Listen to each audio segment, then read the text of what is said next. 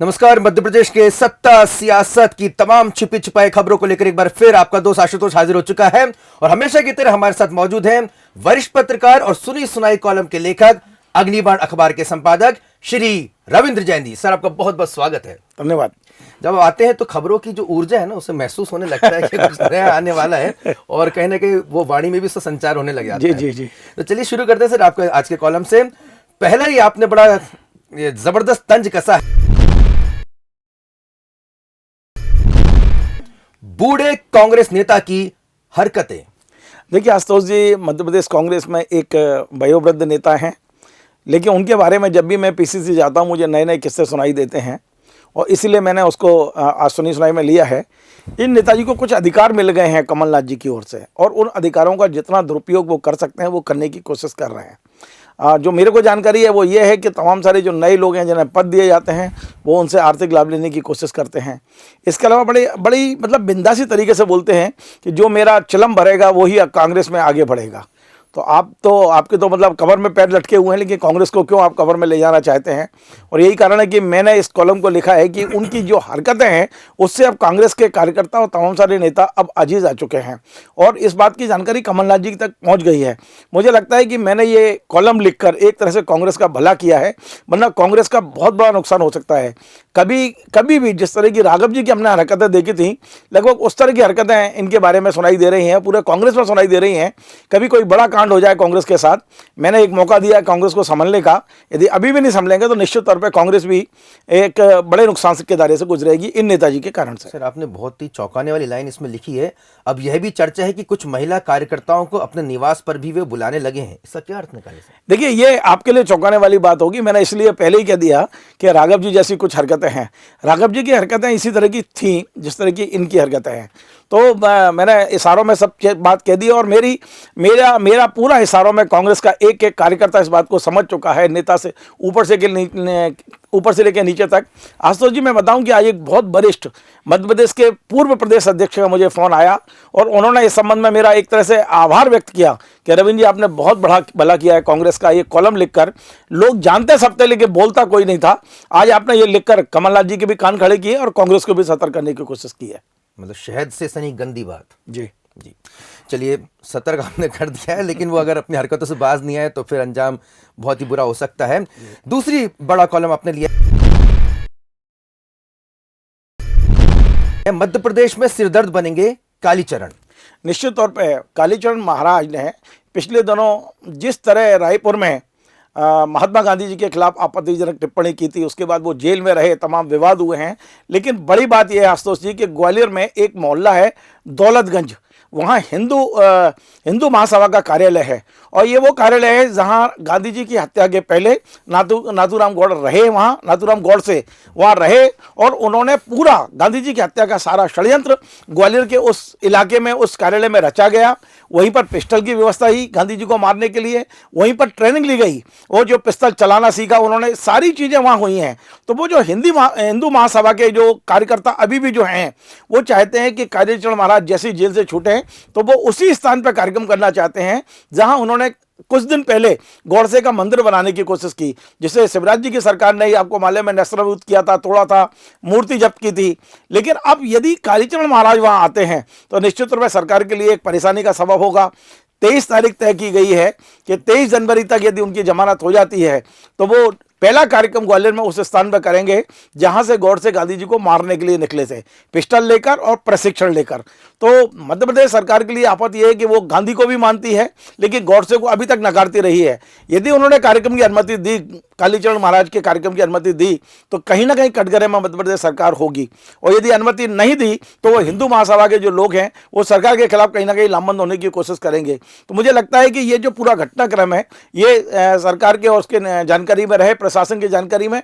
और मेरा व्यक्तिगत राय यह है कि सरकारों को इन विवादों से बचना चाहिए, क्योंकि महात्मा गांधी का स्थान मेरे ख्याल है अभी दुनिया में कोई नहीं ले सकता जो गांधी जी ने किया है देश के लिए। और कालीचरण महाराज किस भ्रांति में है इस समय, क्यों ऐसा कर रहे हैं, किसके कहने पे कर रहे हैं, उनका एजेंडा क्या है, इस बारे में मैं नहीं कह सकता हूं। लेकिन मध्य प्रदेश में इस तरह की हरकतें शिवराज जी शायद ही पसंद करें। लेकिन अभी देखना ही होगा, क्योंकि कांग्रेस शासित राज्यों ने उनके ऊपर एफआईआर कराई है, तो 23 जनवरी तक अगर वो छूट नहीं पाते हैं तो एक तरह से बच जाएंगी सरकार। लेकिन यदि उन्होंने ये कहा है कि यदि वे 23 तारीख चूंकि सुभाष चंद्र बोस की जयंती है, और यदि 23 तारीख को वो नहीं छूट पाएंगे तो जिस दिन छूटेंगे, चाहे वो 1 महीने बाद छूटे, 10 दिन बाद छूटे, 10 महीने बाद छूटे, वो पहला कार्यक्रम ग्वालियर में उसी स्थान पर करना चाहते हैं जहां गौडसे ने शरण ली हुई थी, जहां गौडसे को पिस्टल मिली, जहां गौडसे को प्रशिक्षण मिला और उसके बाद गांधी जी की हत्या हुई थी। तो मेरा ये कहना है कि ग्वालियर में यदि कालीचरण महाराज का कार्यक्रम होता है तो मध्य प्रदेश सरकार के लिए एक नई संकट का कारण तो होगा। चलिए, बहुत देखना दिलचस्प होगा कि इन तारीखों में क्या होता है। अगली हेडिंग सर आपने लिया है, विपक्ष के निशाने पर राज्यपाल। देखिए आशुतोष जी, मध्य प्रदेश की ये परंपरा रही है कि हमने हमेशा राज्यपाल को बहुत सम्मान दिया है और राज्यपाल राजभवन में बैठकर दोनों दलों को बराबर न्याय देने का काम करते हैं। मध्य प्रदेश में सरकार के खिलाफ भी कोई बात होती है तो सारा विपक्ष एकजुट होकर राज्यपाल के पाले में जाता है और उस पर अपनी बात कहता रहा है। लेकिन ये नया निजाम में देख रहा हूं कि नए राज्यपाल महोदय जो आए हैं वो उनको लेकर विपक्ष कहीं ना कहीं दिग्भ्रमित है। अभी जो नेमावर की घटना थी जहां एक दलित परिवार के पूरे परिवार की हत्या कर दी गई थी, केवल एक लड़की भारतीय कास्टे बची थी, वो उन्होंने न्याय यात्रा निकाली थी भोपाल तक के लिए और उनकी न्याय यात्रा की 10 दिन पहले से जानकारी थी कि वो राज्यपाल से आकर अपना कष्ट कहना चाहती हैं, अपने कष्ट सुनाना चाहती हैं। वो भारतीय राज्यपाल से समय भी मांगा गया, लेकिन जब वो भोपाल आई और वो राजभवन के पास पहुंची तो राज्यपाल ने उन्हें मिलने का टाइम नहीं दिया। इसी बीच में कांग्रेस के तमाम नेता दिग्विजय सिंह, सज्जन सिंह वर्मा और कांग्रेस के अन्य नेता वहां पहुंच गए और जब उन्होंने देखा कि राज्यपाल मिलने का टाइम नहीं दे रहे हैं तो ज्ञापन को पहले तो राजभवन की दीवार पर चिपकाया गया और पहली बार शायद मध्य प्रदेश के इतिहास में पहली बार हुआ कि राजभवन के बाहर खड़े होकर दिग्गज कांग्रेस नेताओं की उपस्थिति में राज्यपाल के मुर्दाबाद के नारे लगाए गए। कांग्रेस के तमाम सारे प्रवक्ताओं ने सोशल मीडिया पर राज्यपाल के वो फोटो डाले जिसमें वो भारतीय जनता पार्टी का दुपट्टा पहने हुए हैं। तो मैंने इस कॉलम के माध्यम से यह कहने की कोशिश की है कि राज्यपाल एक संवैधानिक पद है, वो एक पिता की भूमिका में रहता है, सत्ता हो या विपक्ष हो, राज्यपाल के लिए दोनों एक पलड़े की तरह हैं और दोनों को समान रूप से देखना राज्यपाल को चाहिए। राज्यपाल के कोई यदि पार्टी बन जाते हैं राज्यपाल तो ये हमारे संवैधानिक ढांचे के लिए बहुत खतरनाक चीज होगी। लेकिन सर इस तरह से मुर्दाबाद के नारे लगाना भी तो कहीं ना कहीं एक संवैधानिक संस्था के खिलाफ। मैं निश्चित तौर पे मैं इस बात मामले में कांग्रेस के तमाम सारे नेताओं को भी आगाह करना चाहूंगा, चाहे दिग्विजय सिंह जी हों या सज्जन सिंह वर्मा हों, उनकी उपस्थिति में जो राज्यपाल के मुर्दाबाद के नारे लग रहे हैं ये कतई उचित नहीं है। उन्हें अपने कार्यकर्ताओं को रोकना चाहिए क्योंकि राज्यपाल व्यक्ति नहीं है, राज्यपाल एक संस्था है, एक संस्थान है और उस संस्था के प्रति हमारा सम्मान बरकरार रहना चाहिए। हो सकता है एक व्यक्ति से गलती हुई हो लेकिन एक संवैधानिक व्यक्ति के खिलाफ इस तरह की नारेबाजी नहीं होना चाहिए। अगली बहुत ही महत्वपूर्ण हेडिंग मध्य प्रदेश के ब्यूरोक्रेटिक गलियारों से, अफसरशाही या अपराधियों का गिरोह। देखिए ये बहुत महत्वपूर्ण बात इसलिए भी है कि मध्य प्रदेश में आईपीएस अधिकारियों का एक व्हाट्सएप ग्रुप है। पिछले दिनों उस व्हाट्सएप ग्रुप में जो रिटायर स्पेशल डीजी हैं मैत्री शरण गुप्ता, उन्होंने कुछ ऐसी टिप्पणियां की हैं जो कहीं ना कहीं नेहरू के खिलाफ थी और मुसलमानों के खिलाफ थी। उस पर डीजीपी ने तत्काल उनसे कहा कि आप इस टिप्पणी को ग्रुप से डिलीट करिए। जब उन्होंने डिलीट नहीं किया तो उनको उस ग्रुप से निकाल दिया गया। मैत्री शरण गुप्ता जो वहाँ से निकलने के बाद से इतने ज़्यादा मतलब गुस्से में है, उनका गुस्सा 7वें आसमान पर है कि वो लगातार अपनी भड़ास कहीं ना कहीं निकाल रहे हैं। एक अखबार है सांझ स्वदेश, मध्य स्वदेश, उसको उन्होंने एक इंटरव्यू दिया है और इंटरव्यू में उन्होंने कहा है कि जो अधिकारी हैं वो कहीं ना कहीं अपराधियों का गिरोह है। तो मैं पूछना चाहता हूँ मैत्री शरण गुप्ता, आप भी अधिकारी रहे हैं लंबे समय तक, यदि मान लीजिए आप डीजीपी नहीं बन पाए तो क्या अपने ही पूरी बरादरी को अपराधियों का गिरोह कहेंगे? आप भी अपराधियों के गिरोह में शामिल थे अभी तक। आप जब पद पे थे तब क्यों नहीं बोले आप?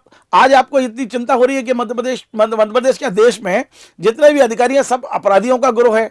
अब वो यहीं तक नहीं रुकते, वो कहते हैं कि इनकी जो मानस है, इनकी जो मानसिकता है अधिकारियों की, वो प्रमोशन और प्रमोशन और अपने व्यक्तिगत लाभ लेने तक सीमित है। और यदि जांच कराई जाएगी तो मैत्रेय गुप्ता जी आप भी कहीं ना कहीं कांच के मतलब उसमें कांच के महल में बैठे हुए नजर आएंगे। तो मेरा ये कहना है कि ये इस तरह की भड़ास एक अधिकारी रिटायरमेंट के बाद निकाल रहे हैं, पद पर रहने के बाद वे भी महत्वपूर्ण पदों पर रहे हैं, कई जगह जिले में एसपी रहे हैं, और मैं बड़ा ईमानदार और बड़ा सक्षम अधिकारी मानता रहा हूं। मैत्रेय गुप्ता को मेरे मित्र भी हैं, लेकिन रिटायरमेंट के बाद अचानक पता नहीं क्या हुआ है कि वो अचानक अपने ही बिरादरी के ऊपर मुखर हुए हैं। तो इसलिए मैंने इसको सुनी सुनाई का एक विषय बनाया है कि एक अधिकारी खुलेआम कह रहा है कि अधिक देश के जितने भी अफसर हैं वो सारे के सारे अपराधियों का गिरोह है। यदि ये अपराधियों का गिरोह है तो फिर भारत सरकार कर क्या रही है? फिर हमारा संवैधानिक ढांचा ही खत्म हो जाएगा यदि हम अधिकारियों को अपराधियों का गिरोह कहेंगे तो। बिल्कुल, बहुत ही महत्वपूर्ण टिप्पणी आपने यहाँ पे की है। और अगली भी बहुत ही एक संवेदनशील सर आपने खबर उठाई है, वो है महाकाल मंदिर में 2 खान एक पर आपत्ति। देखिए आशुतोष जी, ये बड़ा आश्चर्यजनक है कि भारतीय जनता पार्टी के जो नेता हैं उनको लगता है कि उनके सुविधा की राजनीति करते हैं। देखिए महाकाल मंदिर में यदि अपनी श्रद्धा भक्ति से कोई विजातीय बंधु भी जाता है, मैं जैन हूं, मैं भी महाकाल के प्रति श्रद्धा रखता हूं, मैं जाता हूं और दर्शन भी करता हूं, लेकिन मान लीजिए कोई विजातीय बंधु चाहे मुस्लिम को हो, यदि वो आता है वहां पर, वो श्रद्धा, या तो आप तय कर दीजिए, जैसे कई मंदिरों ने तय कर दिया है कि यदि वो हिंदू नहीं है तो अंदर प्रवेश नहीं कर पाएगा, लेकिन यदि वो वहां पर आपकी अनुमति है और वो विधिवत प्रशासन से अनुमति लेकर वो मंदिर के अंदर जाता है, मंदिर में बैठ के ध्यान करता है, जाप करता है, पूजन करता है, आरती करता है, आरती लेता है, प्रसाद चढ़ाता है, प्रसाद लेता है, तिलक लगाता है, ये सारी चीजें यदि वो कर रहा है तो भारतीय जनता पार्टी को खुश होना चाहिए कि एक दूसरे वर्ग का व्यक्ति भी इतनी श्रद्धा महाकाल के प्रति रखता है। लेकिन इस सप्ताह क्या हुआ कि 2 मुस्लिम व्यक्ति महाकाल मंदिर आए, एक व्यक्ति पर राज्यपाल ने फूल, वहां के सांसद ने फूल बरसाए, उनका स्वागत किया, उनको माला पहनाई, लेकिन दूसरे मुस्लिम व्यक्ति के प्रति वो इतने ज्यादा गुस्से में हुए कि उन्होंने तमाम सारी शिकायतें करना शुरू कर दी। पहले व्यक्ति थे केरल के राज्यपाल आरिफ मोहम्मद खान साहब, उन्होंने बाकायदा मंदिर में जाकर भगवान आरती की महाकाल की, उन्होंने पूजन किया, ध्यान लगाया और उन्होंने जाप भी किया जो मंत्र है महाकाल का। लेकिन उसके ठीक 2-3 दिन बाद जब सारा अली खान वहां पहुंची तो उस पर वहां के जो सांसद हैं अनिल फिरोजिया जी, उन्होंने आपत्ति ले ली कि ये वहां नंदी गृह में क्यों गई, उनको अनुमति कैसे दे दी, जबकि उनका ये कहना है कि वो उनकी जो माँ है वो हिंदू हैं, अमृता सिंह, और वो अपनी माँ के साथ गई थी और महाकाल के प्रति उनका पूरे परिवार की श्रद्धा है। श्रद्धा है तो श्रद्धा का ध्यान रखना चाहिए। अनिल फिरोजिया जी ने ये क्यों किया कि आरिफ मोहम्मद खान का स्वागत किया और सारा अली खान को उन्होंने कहा कि ये कैसे वहाँ पहुंची हैं और उसकी शिकायतें शुरू कर दी हैं। मैंने अपने कॉलम के माध्यम से ये कहने की कोशिश की है कि देखिए दोनों मुस्लिम हैं और दोनों को वहाँ यदि श्रद्धा से आ रहे हैं तो दोनों का सम्मान होना चाहिए या दोनों की एंट्री बंद होना चाहिए। ऐसा नहीं हो सकता है कि एक को आप माला पहनाएं और दूसरे का आप विरोध करें। बिल्कुल सही बात है। और ये मंदिर प्रबंधन समिति को सर क्लियर कर देना चाहिए ना कि वहाँ पर दूसरे धर्म के मजहब को मानने वाले प्रवेश कर सकते हैं या नहीं कर सकते, क्योंकि इससे पहले भी मुंबई की एक महिला अपने नौकर को लेकर जब अंदर चली गई थी मंदिर में तब भी काफी बवाल मचा था। तो ये स्थिति स्पष्ट क्यों नहीं कर दी जाती? देखिए ये तो वहाँ का जो कलेक्टर है, वहाँ का जो प्रशासन है, उन्हें इन मुद्दों पर विचार करना चाहिए। अब सांसद ने शिकायत की है तो मुझे लगता है कि सांसद की शिकायत के बाद जिला प्रशासन इस संबंध में कोई ना कोई ठोस निर्णय लेगा कि इनकी एंट्री होना चाहिए नहीं होना चाहिए। पिछले दिनों जिस घटना का आप उल्लेख कर रहे हो, मुझे जानकारी ये है कि कोई व्यक्ति नाम बदल के अंदर पहुंचा था। यदि मैं फिरोज हूं तो मैं वहां रविंद्र जैन बनकर नहीं पहुंच सकता हूं, मेरा नाम मतलब फिरोज ही मुझे लिखाना चाहिए, कोई दिक्कत नहीं है। जब वहां अभी बैन नहीं है, मुस्लिम को कोई बैन नहीं है, लेकिन नाम बदल के जाना ये अपराध की श्रेणी में आता है। उस पर तो कार्रवाई हो सकती है। लेकिन आपने देखा जो सारा अली खान है वो नाम बदल के नहीं गई हैं, वो बाकायदा लिखवा के गई हैं और वहां प्रशासन से अनुमति लेके गई हैं। प्रशासन को यह करना चाहिए, वहां पर जो भी मंदिर प्रशासन है या जिला प्रशासन है, कि इस संबंध में अपनी नीति स्पष्ट करना चाहिए और वो व्यक्ति जो भी विजातीय है या जाति है वो व्यक्ति किस स्थान तक जा सकता है, गर्भगृह में जा सकता है, नंदी गृह में जा सकता है या उसको और दूर से दर्शन करने हैं, ये सारी पूरी की पूरी गाइडलाइन एक बार मंदिर समिति को बनाना चाहिए। बिल्कुल बनाना चाहिए। और अगली महत्वपूर्ण हेडिंग राजनीतिक गलियारों से वो है कि आखिर ज्योतिरादित्य सिंधिया जी ने नहीं दी बधाई। बड़ा इंटरेस्टिंग है ये। देखिए सब जानते हैं कि सिंधिया जी पिछला चुनाव, लोकसभा चुनाव, भारतीय जनता पार्टी के एक छोटे से कार्यकर्ता केपी यादव से हार गए थे। ये दुर्भाग्यपूर्ण घटना उनके साथ हुई है, शायद वो उसको भूल नहीं पा रहे हैं। भारतीय जनता पार्टी में सिंधिया जी भारतीय जनता पार्टी में आ चुके हैं, लेकिन अभी भी उनके संबंधों को लेकर पूरी मीडिया नजर रखता है।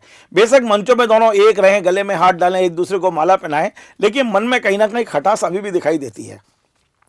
आशुतोष जी, 2 घटनाएं इस सप्ताह हुई। पहली घटना ये हुई कि जो सीपरी का वो है माधव नेशनल पार्क, उसमें शेरों को बसाने का एक निर्णय भारत सरकार ने अनुमति दी है। और उस अनुमति के बाद में श्रेय लेने की ओर मच गई। सबसे पहले सिंधिया जी ने ट्वीट किया, उसके बाद सिंधिया जी के बेटे ने किया, और बेटे ने तो यहां तक लिख दिया कि एक शेर दूसरे शेरों को ला रहा है। यानी उनने अपने पिता को भी शेर बताया उस क्षेत्र का, और उनने सिंधिया जी को इसका क्रेडिट दिया। सिंधिया जी ने खुद भी क्रेडिट लेने की कोशिश की, लेकिन दूसरी ओर केपी यादव खुद क्रेडिट लेने की कोशिश करने लगे। उन्होंने भी ट्वीट की है कि मेरे प्रयासों से ये शेरों को बसाने का काम हुआ है। इसके कुछ दिनों बाद केपी यादव का जन्मदिन आया तो पूरी मीडिया की नज़र इस बात पे थी कि एक छोटे छोटे कार्यकर्ताओं को सिंधिया जी जन्मदिन की बधाई देते हैं, सुख दुख के बारे में शामिल होते हैं, ट्वीट करते हैं। लेकिन केपी यादव को पूरे देश भर के नेताओं ने, केंद्रीय मंत्रियों ने, प्रधानमंत्री ने, मुख्यमंत्री ने, मध्य प्रदेश के मंत्रियों ने, मध्य प्रदेश के संगठन के तमाम पदाधिकारियों ने जन्मदिन की बधाई दी। लेकिन आप देखिए सिंधिया जी का ट्विटर अकाउंट, सिंधिया जी ने उनको किसी प्रकार की कोई बधाई नहीं दी। तो इससे ये बात तो कम से कम क्लियर हो रही है पूरे गुना और सीपरी के अंदर कि इन दोनों नेताओं के बीच में अभी भी मन से मतलब दोस्ती नहीं हुई है। अभी भी सिंधिया जी के मन में कहीं ना कहीं वो जो हार का क्षोभ है, जो दुख है, जो हार की एक पीड़ा है, वो उनके मन में आज भी झलक रही है और दिखाई दे रही है। अच्छा, तो इसमें कई लोग अक्सर ये पूछते हैं सियासी गलियारों में कि अब केपी यादव जी का भविष्य क्या है? देखिए, ये संगठन को तय करना है। अगली बार सिंधिया जी लोकसभा लड़ेंगे तो कहाँ से लड़ेंगे? चर्चा ये भी है आशुतोष जी कि सिंधिया जी शायद अपनी जो पुरानी सीट है ग्वालियर, वहाँ से चुनाव लड़ सकते हैं। सिंधिया जी मुरैना से चुनाव लड़ सकते हैं, क्योंकि सिंधिया जी के लिए मुझे नहीं लगता कि कोई ग्वालियर में कहीं कोई दिक्कत आएगी या मुरैना में आएगी। सीपरी गुना में चूंकि एक बार पराजय हो चुकी है तो शायद सिंधिया जी यहाँ कोई बड़े रिस्क ना लें। हो सकता है सीट बदल जाए, लेकिन ये तो तय है कि वो लंबे समय तक, जब से वो राजनीति में आए हैं पिता के निधन के बाद, उन्होंने पूरी राजनीति सीपरी और गुना सीट पर की है। वहाँ से उनकी विदाई निश्चित तौर पर उन्हें कष्ट का कारण तो होगी, बिल्कुल कष्ट का कारण होगी, और निश्चित तौर पर इस सियासी गतिविधि पर लगातार नजर तो आपकी रहेगी सर। अंत में सर आपने लिए हैं कि लोकायुक्त के रिटायर महानिदेशक संजय राणा की बढ़ सकती है मुश्किलें। बहुत गंभीर मामला है ये। मध्य प्रदेश लोकायुक्त में जो पुलिस स्थापना एक विभाग रहता है जो जांच करता है, उसके महानिदेशक रहे हैं राणा जी। और राणा जी ने तृतीय और चतुर्थ कर्मचारियों के तमाम सारे ऐसे प्रकरण थे जिनमें उन्हें ट्रैप किया गया, रिश्वत लेते पकड़ा गया, या उनके घर छापे पड़े, या भ्रष्टाचार में उनको दोषी पाया गया। लेकिन राणा जी ने दोष मुक्त मानते हुए और कई मामलों में तृतीय और चतुर्थ कर्मचारी, सरकारी कर्मचारी, कई मामलों में उन्होंने उसमें खात्मा लगाकर और कोर्ट में प्रस्तुत कर दी है। लेकिन इसमें बड़ी बात यह थी कि इन खात्मों लगाते समय उन्होंने जो माननीय लोकायुक्त महोदय से कोई परमिशन नहीं ली, ना ही उनके संज्ञान में लाई है। लेकिन जैसे ही राणा जी रिटायर हुए और ये वाली जानकारी लोकायुक्त महोदय के संज्ञान में आई कि इस तरह के खात्मे लगाए गए हैं और इसमें बड़ा लेन देन हुआ है, मैं नहीं कह रहा हूं कि राणा जी ने लिया है, किस स्तर पर हुआ, क्या हुआ, लेकिन इस तरह की शिकायतें जब लोकायुक्त में गई तो लोकायुक्त महोदय ने एक पत्र लिखा, और पत्र लिखकर जितने भी प्रकरण तृतीय और चतुर्थ कर्मचारी के थे इस कार्यकाल में, जिस कार्यकाल में राणा जी ने लगाए थे, वो सारे के सारे कोर्ट से वापस बुलाने और समीक्षा करने के निर्देश दिए। अब क्या होता है कि आशुतोष जी देखिए कि कहीं ना कहीं ये लोग घबरा गए जिन्होंने खात्मे लगाए थे। उन्होंने भोपाल के एक सामान्य से कार्यकर्ता को पकड़ा, अशोका गार्डन में रहते हैं, और उनसे हाईकोर्ट में अपील दायर करा दी कि कार्यकर्ता मतलब सर आरटीआई कार्यकर्ता, एक सामाजिक कार्यकर्ता है, उसको पकड़ा और एक हाईकोर्ट में याचिका दायर करा दी कि लोकायुक्त महोदय को ये अधिकारी नहीं है कि वो समीक्षा कर सकें, और हाईकोर्ट ने भी स्टे दे दिया। अब इससे ये तय हो गया कि लोकायुक्त कहीं कहीं कमजोर पड़ रहे थे। लोकायुक्त ने भी हाईकोर्ट में डबल बेंच में जाकर और अपना पूरा पक्ष रखा, और अपने कानून के अनुसार जो लोकायुक्त एक्ट बना हुआ है मध्य प्रदेश का, उनकी तमाम सारी धाराओं को बताते हुए कोर्ट को इस बात के लिए कन्विंस किया, हाई कोर्ट को, कि लोकायुक्त को पूरी समीक्षा का अधिकार है। यदि आपने हाई कोर्ट में भी उसका खात्मा लगा दिया है तो खात्मा वापस बुलाकर उसकी समीक्षा करने का अधिकार लोकायुक्त को है। और आश्चर्यजनक बात यह कि इस सप्ताह हाई कोर्ट ने लोकायुक्त की बात को स्वीकार करते हुए आदेश दे दिया है कि जितने भी केस इस तरह के लगाए गए हैं लोकायुक्त चाहे तो उनको कोर्ट से वापस बुला सकते हैं।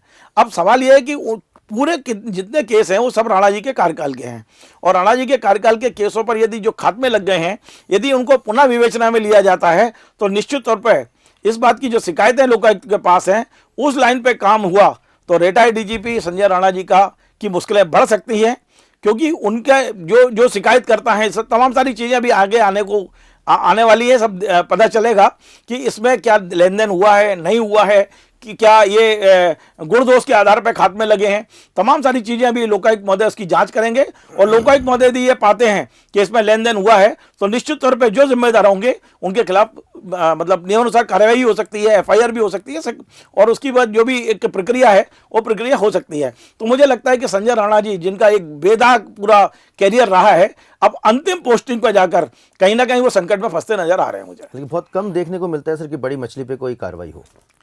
अब देखिए, ये तो समय बताएगा, क्योंकि बड़ी मछली जब बड़े लोग से टकराती है तो कार्रवाई होती है। आपने देखा है कि जुलानिया जी नाक के बाल हुआ करते थे मुख्यमंत्री के, और राधेश्याम जुलानिया जी सीनियर आईएएस को 8 महीने तक मुख्यमंत्री से मिलने का टाइम नहीं दिया। ये राणा जी भी लोकायुक्त की मतलब की सहमति से ही लोकायुक्त कार्यालय में गए थे, लेकिन जब वो रिटायर हुए तब तक उनके संबंध इतने खराब हो चुके थे। तो जब बड़ों से टकराओगे तो बड़े लोगों का भी नुकसान तो होता है। अब देखना होगा कि राणा जी को माफ राणा जी थाने से गलती हुई है कि नहीं हुई है, ये देखना होगा। लेकिन निश्चित तौर पर बड़ी बात तो आपने कही दी है सर कि कहीं ना कहीं बड़े लोग जब टकराते हैं बड़ी शक्तियों से तो फिर कुछ ना कुछ परिणाम देखने को जरूर मिलता है। तो आज की सुनी सुनाई के इस खास एपिसोड में इतना ही। आप और कुछ क्या जानना चाहते हैं आप हमें कमेंट करके जरूर बताइएगा। रवि जैन सर का नंबर हम लगातार फ्लैश कर रहे हैं, आप उनसे भी संपर्क कर सकते हैं। सुनी सुनाई का ये अगर एपिसोड आपको पसंद आता है तो उसको ज्यादा से ज्यादा शेयर करें, लाइक करें और चैनल को सब्सक्राइब जरूर करें।